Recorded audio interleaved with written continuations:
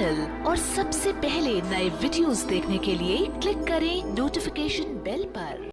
खासकर कमजोर वर्गों के लोगों को ये अवगत कराना चाहती हूँ कि इसमें कोई संदेह नहीं है कि केंद्र में सत्ता व विपक्ष द्वारा अब संसद के अंदर व बाहर भी संविधान की कॉपी दिखाने की होड़ में ये लोग सभी एक ही थैली के चट्टे बट्टे लग रहे हैं तथा इनकी सोच भी लगभग एक जैसी ही लग रही है और इन दोनों ने अंदर अंदर मिलकर अब इस संविधान को काफी हद तक जातिवादी, सांप्रदायिक एवं पूंजीवादी संविधान बना दिया है।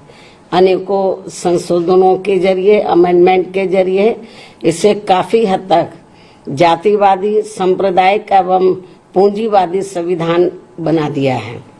ये बात ठीक है कि सत्ता पक्ष और विपक्ष संसद में तथा बाहर संविधान को दिखाने की होड़ में लगा हुआ है और केवल सत्ता और विपक्ष ही नहीं, सारे के सारे राजनीतिक दल संविधान को दिखाने की होड़ में लगे हुए हैं।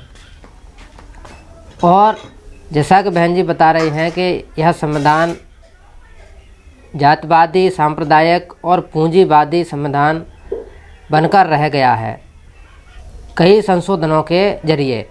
तो फिर ऐसा क्या विकल्प है कि भारतीय संविधान को जातिवादी, पूंजीवादी और सांप्रदायिक होने से बचाया जाए?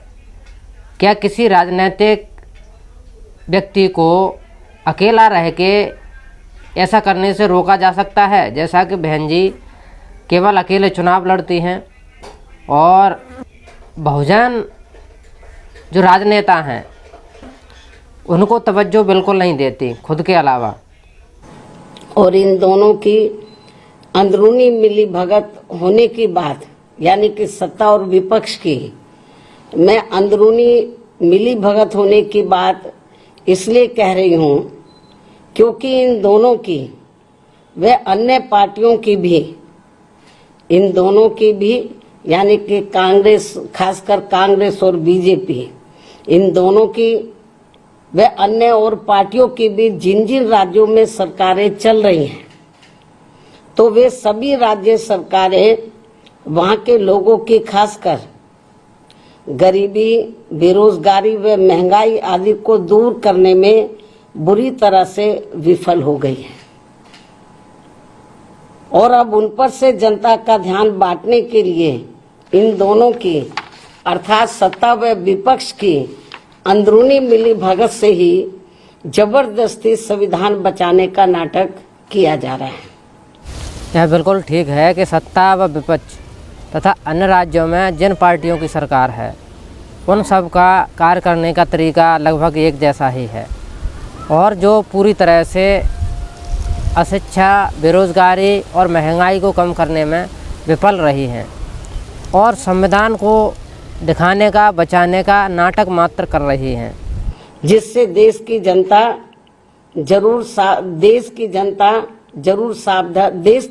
को जरूर सावधान रहना है। और अब ये लोग अपने अपने राजनीतिक स्वार्थ में, यानी कि सत्ता और विपक्ष के ये लोग अपने अपने राजनीतिक स्वार्थ के लिए यहाँ इस भारतीय संविधान के साथ, ये भारतीय संविधान है, तो यहाँ इस भारतीय संविधान के साथ जो खिलवाड़ कर रहे हैं ये कतई भी उचित नहीं है। जबकि इन दोनों ने अर्थात सत्ता व विपक्ष ने अब तक अंदर अंदर मिलकर संविधान में इतने ज्यादा संशोधन कर दिए, अमेंडमेंट कर दिए हैं कि अब ये बाबा साहब डॉक्टर भीमराव अंबेडकर की मंशा वाला समतामूलक, धर्मनिरपेक्ष एवं बहुजन हिताय वाला संविधान नहीं रहा है।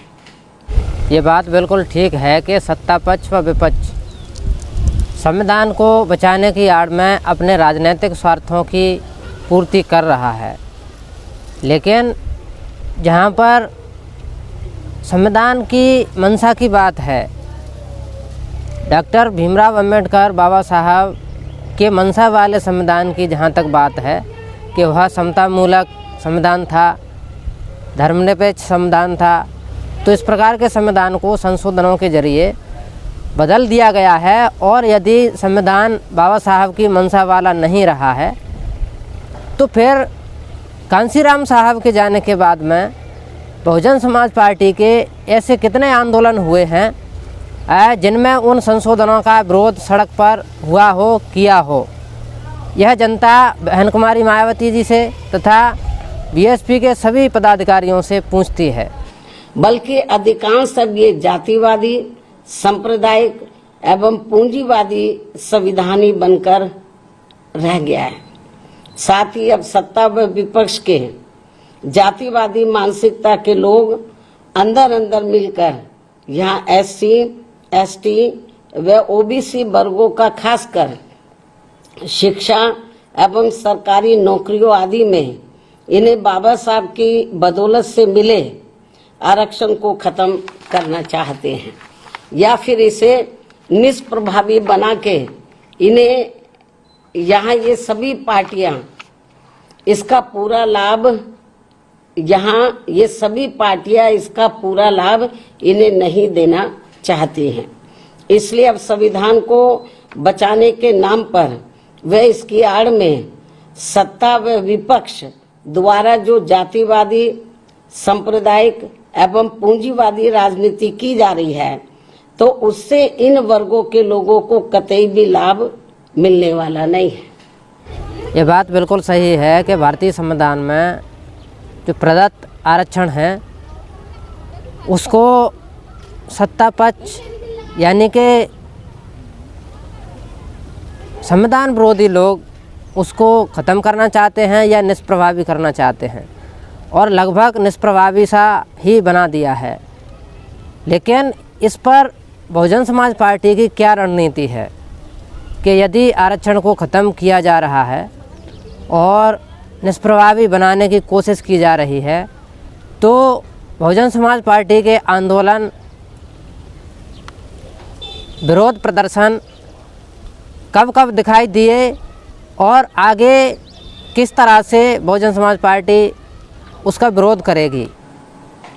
और ये बात भी सर्वविदित है कि इस संदर्भ में खासकर कांग्रेस व बीजेपी एंड कंपनी के लोगों ने अंदर अंदर मिलकर यहाँ अति पिछड़ों के आरक्षण को लेकर आई मंडल कमीशन की रिपोर्ट को भी अपनी सरकारों में लागू नहीं होने दिया था। लेकिन श्री बीपी सिंह की बनी केंद्रीय सरकार में इसके लागू होने पर भी तब फिर इन दोनों पार्टियों ने, Congress and BJP and company के लोगों ने, अर्थात इन दोनों पार्टियों ने पूरे देश में इसका पर्दे के पीछे से काफी डटकर विरोध भी कराया था। और इसको लेकर पूरे देश में जबरदस्त आंदोलन व तोड़फोड़ आदि भी खूब कराई गई थी। ये सब किसी से छिपा नहीं है।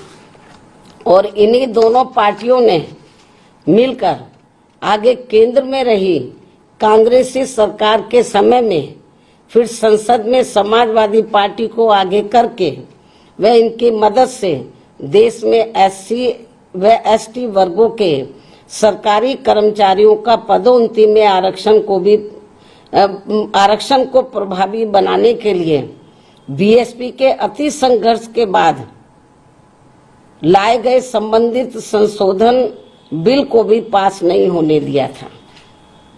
ये बात सही है कि भारतीय जनता पार्टी और कांग्रेस दोनों ने ही मंडल कमीशन की रिपोर्ट को लागू न करने की पुरजोर कोशिश की थी और पर्दे के पीछे से इसका विरोध किया था। कांग्रेस पार्टी एक नागनाथ है तो दूसरी सांपनाथ है, इसमें कोई शक नहीं है।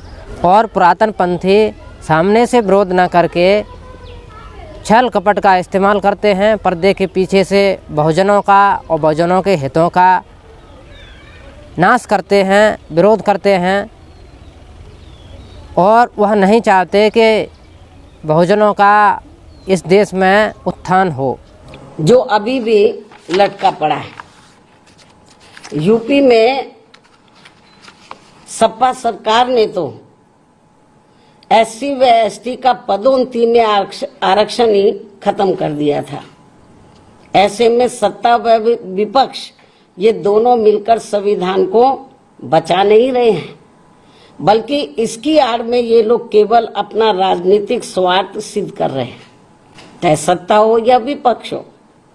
और ये दोनों अर्थात सत्ता व विपक्ष के लोग अंदर अंदर मिलकर, जो मिले हुए अंदर अंदर मिलकर संविधान में बाबा साहब के अथक प्रयासों से खासकर SC, ST व OBC वर्गों को मिले आरक्षण को भी खत्म करना चाहते हैं या फिर इसे निष्प्रभावी बना देना चाहते हैं।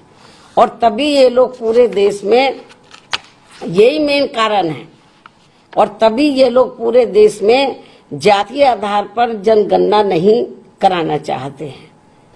जातिगत जनगणना से देश में वास्तविक आंकड़े देश की जनता के सामने उजागर होंगे और वास्तविक प्रतिनिधित्व भारत देश की जनसंख्या के अनुपात में मिल सकेगा। इससे पुरातन पंथियों को बहुत ज़्यादा हानि है, इसीलिए वह जातिगत जनगणना नहीं कराना चाहते। साथ ही साथ उन्होंने जनगणना कराना बंद ही कर दिया है, क्योंकि जातिगत जनगणना न हो और जनगणना हो तो फिर भी सवाल उठेंगे कि जातिगत जनगणना होनी चाहिए। विपक्ष कहता रहता है, लेकिन जितना उसको गंभीर होना चाहिए उतना है नहीं। ये मिले हुए अंदर और तभी ये लोग पूरे देश में जातीय आधार पर जनगणना आदि नहीं कराना चाहते हैं। और इस मामले में भी ये लोग अंदर मिलकर केवल अपने वोटों की ही राजनीति कर रहे हैं। इस प्रकार से सत्ता व विपक्ष अंदर मिलकर आए दिन बड़ी संख्या में कर रहे संशोधनों के जरिए, अमेंडमेंट्स के जरिए बाबा साहब के बनाए गए समतामूलक, धर्मनिरपेक्ष एवं बहुजन हिताय वाले संविधान को बदलकर जो इसे जातिवादी, सांप्रदायिक एवं पूंजीवादी संविधान बनाना चाहते हैं, तो इसे बनाने से रोकने के लिए अब पूरे देश में, इसे बनाने से रोकने के लिए अब पूरे देश में BSP के बैनर तले खासकर SC, ST, OBC एवं अन्य उपेक्षित वर्गों के लोगों को इन्हें अपने हितों में भाईचारे के आधार पर जोड़ने की इस समय काफी ज्यादा जरूरत है। जिस प्रकार सत्ता पक्ष और विपक्ष बहुजनों के हितों की अनदेखी करता है, उसे ध्यान में रखते हुए जो भारत का संविधान है, समतामूलक, धर्मनिरपेक्ष, समाजवादी, उसको बचाने के लिए तथा बहुजनों के हितों के लिए भाईचारे के आधार पर बहुजनों का एकजुट होना बेहद ज़रूरी है। लेकिन इसके साथ साथ ही SC, ST और OBC के राजनेताओं को भी समझना चाहिए कि SC, ST और OBC के नागरिक हैं, उनको ही इकट्ठा होने की ज़रूरत नहीं है। सबसे पहले राजनेताओं को इकट्ठा होने की ज़रूरत है, फिर बहुजन अपने आप आपके साथ में आ जाएंगे।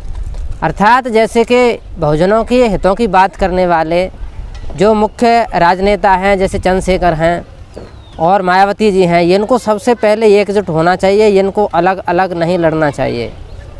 तभी संभव हो पाएगा भारतीय संविधान से बहुजनों के हितों की रक्षा करना, जिसकी काफी कुछ विस्तार से जानकारी दिनांक 23 जून के आयोजित पार्टी की राष्ट्रीय स्तरीय बैठक में दी गई है, जो लखनऊ में आयोजित की गई थी अभी हाल ही।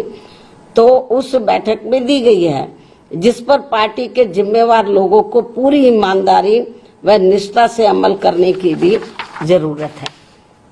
अर्थात अब इन वर्गों के लोग इस ओर जरूर विशेष ध्यान दें।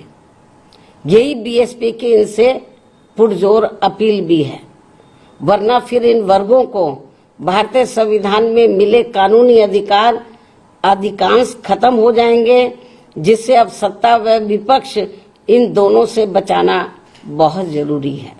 इस उम्मीद के साथ ही अब मैं अपनी बात यहीं समाप्त करती हूँ। धन्यवाद। जय भीम व जय भारत। इसी के साथ साथियों मैं आपसे अपील करता हूं कि आप हमारे चैनल पर नए हैं तो हमारे चैनल को सब्सक्राइब करें, लाइक करें, कमेंट करें और सभी दोस्तों में शेयर करें। साथियों चैनल को सब्सक्राइब करने के बाद में ऑल नोटिफिकेशन दबाना ना भूलें ताकि आपको हमारे सभी वीडियोज़ की नोटिफिकेशन मिल सके। धन्यवाद साथियों।